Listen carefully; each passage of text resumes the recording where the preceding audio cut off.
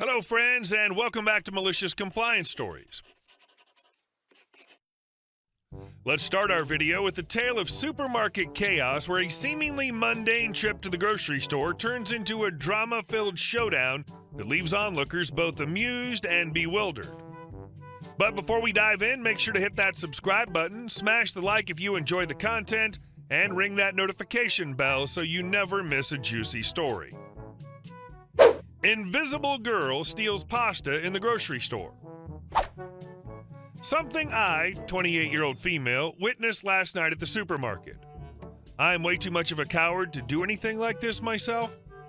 I was in the condiment aisle picking out salad dressing. There was another girl, looked around my age, reading the back of mustard packages, I'm assuming looking at the ingredients. In comes another woman, 40-ish, on a scooter. I don't want to contribute to stereotypes, but this was a rather large person and very cliche of the particular large chain supermarket I was in. She stopped her cart for 20-ish seconds, probably 10 feet from Mustard Lady. I didn't think anything of it. Mustard Lady was barely 5 feet, maybe 100 pounds, standing close to the shelves.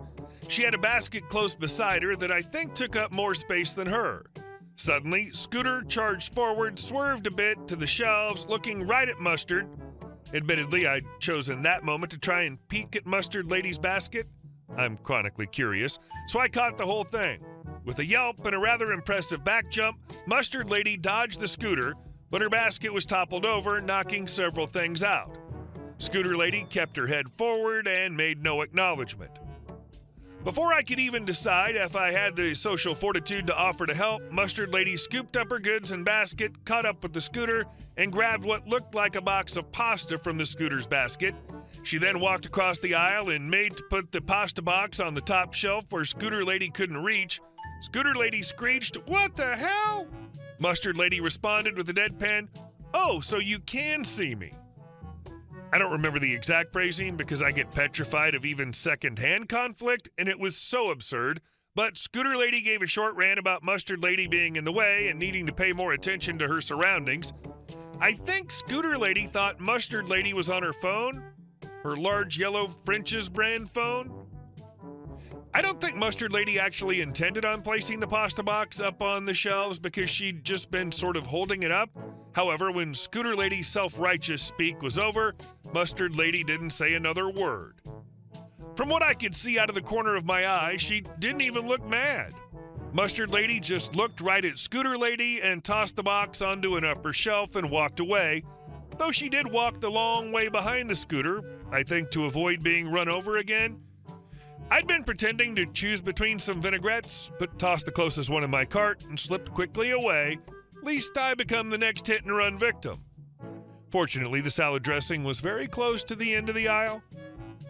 I can only imagine that was a situation where Mustard Lady will think of and regret not having some sort of comeback, but that silent pasta toss was absolute gold. I didn't see either of them again, but the pasta box was still there when I walked past the aisle on my way out. Scooter Lady thought she had every right to try and assault another person rather than use her words to ask the other person to step back a little to make room for her entitled butt. Seems about right. And our second story. You want me to pay for shipping?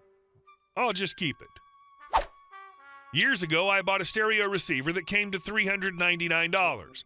I had a coupon code that I would get $50 off a purchase of $400, so I looked for the cheapest item on the site, and I found that you could buy speaker wire by the feet, and there was a monster speaker wire that was exactly $1 per foot.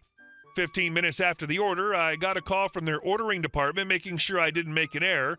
I explained the reasoning behind the purchase and told him that I didn't even care if I got the speaker wire, I just wanted to use the promo code.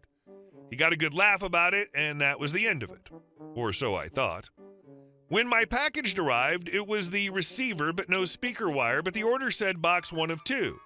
The next day, I didn't receive 1 foot of speaker wire. I received a spindle of speaker wire. It was 1,000 feet of speaker wire. I figured since the company was kind enough to contact me earlier, I'd call them up. They were confused at first and was thinking I was upset. Eventually, I was able to explain myself well enough and told them I'd like to send back the 1,000 foot of speaker wire. They told me that I could, but I would have to pay for the shipping myself, and since I used the promo code, that I'd be getting charged the $50. I told them that I would just keep the speaker wire since the spindle and speaker wire was easily over 50 pounds. I ended up selling the speaker wire and made about $400 to $500 selling the wire. I guess that's the difference between the company's purchasing department and their customer service rep. And our next story. Don't mess with the wrong tenants. I moved into my apartment about 2 months ago, and I noticed that many basic maintenance issues, e.g. moldy, leaky ceilings, toilet not rooted to the ground, / broken windows, / pipes that leak debris, unsafe wiring, heating did not turn on, some outlets and smoke alarms didn't work, etc., that I had discussed with the broker prior to moving in had not been fixed, despite the broker's assurances that these would all be addressed before move-in. Additionally, no one had bothered to clean anything, so when I should have been unpacking and setting up my new home with my wife, I was busy on my hands and knees all day scrubbing every dirt-caked surface. Fast forward a few days, we speak once again to the broker and to the building management about the conditions which were not fixed. They send a superintendent who does not speak any English and who disappears before fixing the issues, but not before leaving a mess. This repeats for a week until I finally call the city, who sends an inspector. Turns out the above-listed conditions of the apartment are deemed illegal, and the landlord is given a certain window of time, either 30 days, 60 days, or 90 days, to fix each specific issue before fines begin to accrue. City inspectors keep coming to check on the repairs. Meanwhile, a manager from the building is emailing us saying that we never gave them proper notice of the issues and is saying that we're in the wrong for calling the city. The other representatives from the management agency back her up, totally ignoring all our prior conversations, many of which were in writing via email. Once I prove that we did indeed describe the issues to them, they blame me for not allowing them access to my apartment to do the repairs, which still had not been completed due to workers disappearing before the repairs were complete, as well them not showing up at agreed-upon times. Lots of angry emails go back and forth, which ultimately lead to nothing. 2 months into our lease, which is about a week ago, most of the repairs had finally been completed. Turns out, however, that when city inspectors were here, they noticed that the front door does not automatically close. Apparently that's required for fire safety reasons. I honestly don't get it, but I don't particularly care because at this point I'm pissed. Workers were here to fix the door while a city inspector came and told them that the door must close automatically from 30 degrees. Now the workers don't seem to be so skilled in math, and they clearly were not able to estimate what a 30-degree angle looked like. They saw that the door closed automatically from a much larger angle than 30 degrees and assumed it was okay. Tired of dealing with unreliable workers and the management in denial, I kept my knowledge to myself. After they left, I measured my door, which is 36 inches wide. If the door is open to a 30-degree angle, the door can be viewed as a hypotenuse of a right-angle triangle with degree measures of 30, 60, and 90. Taking the sine of 30 degrees and multiplying it by the hypotenuse length thus yields the length of the opposite leg of the triangle.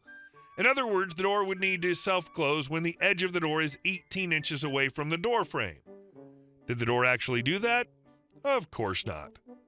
Now the management believes this issue to be fixed, but next time the city shows up to inspect if it has indeed been fixed, I'll show them the math and demonstrate how the door does not properly close.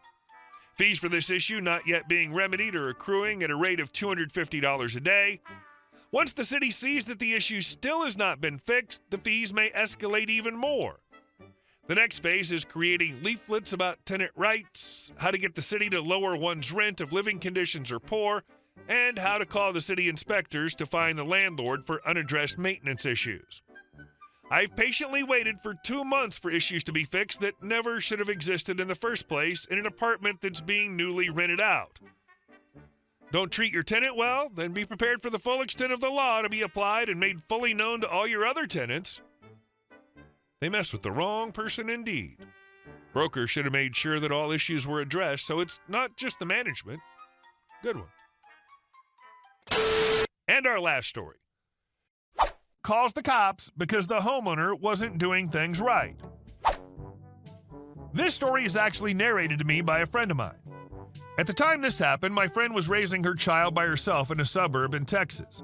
The area they lived in wasn't particularly safe, with wild beasties of both human and animal kinds, so friend armed herself with a small pistol and took some gun safety classes to protect her small family. The years go by. Child is now 5, and there was a series of break-ins in the neighborhood, so friend hired a security company to install security cameras around her home.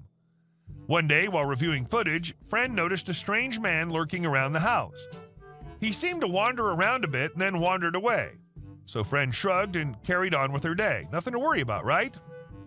Turns out she was wrong. A few days later, friend was working in her home office and saw the same guy walking down her driveway, opened the gate, and entered her backyard.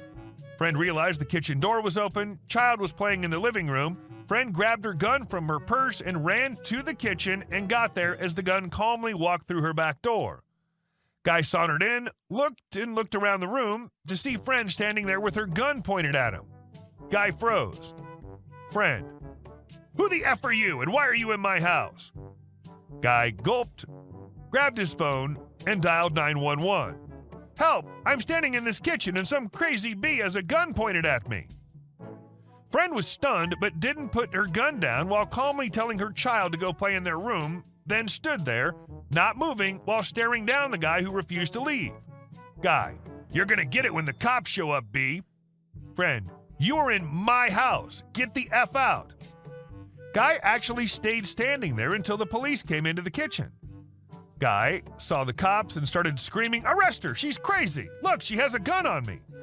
Friend put down her gun and started shaking. "This is my house. You broke in." Cop stopped and stared, looked at the guy. "You broke in?" Guy: "Well, her door was open and then she pulled a gun on me." "That's not how it works. Arrest her for having a gun." Friend: "I have a license. And this is Texas, you idiot." Cops arrested the guy, who was still howling how friend didn't do it right. Apparently she wasn't a proper victim. Friend gave the cops a copy of the video of him sniffing around earlier in the week. Later, she figured out he went to jail. "I can't believe you pulled a gun on him. You should be in jail for owning a gun legally and then pointing at someone who tried to steal from you." LOL. Hey guys, thank you all for watching the video. I'll see you in the next one.